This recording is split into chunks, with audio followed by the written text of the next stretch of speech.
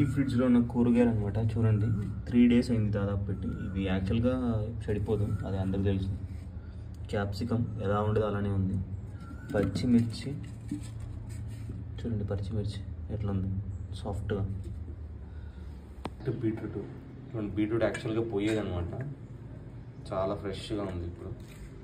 Apple, so ఇప్పుడు juice చేయడానికి రెడీగా పెట్టాను అనమాట. ఇలా క్యారెట్, బీట్రూట్, తర్వాత యాపిల్. సో దీన్ని తమిళనాడులో ఏబీసీ జ్యూస్ అంటారు అనమాట. చాలా చాలా ఫేమస్ ఏబీసీ జ్యూస్. సో మనం దీనివల్ల కంటికి, తర్వాత చర్మంకి కొంచెం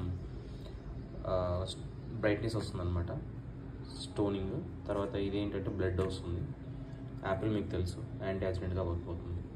తీసుకొచ్చి మొత్తం అంతా కట్ చేయాలన్నమాట. కట్ చేసేసిన తర్వాత నెక్స్ట్ రెడ్గా వచ్చిందనమాట, చూడండి. నెక్స్ట్ దీన్ని ఉడగొట్టాలి. కట్ చేసి ఇంకా తాగడమే. జ్యూస్ తాగడం వల్ల చాలా బెనిఫిట్స్ ఉంటాయి అన్నమాట. దీన్ని ఏబీసీ అంటారు కదా.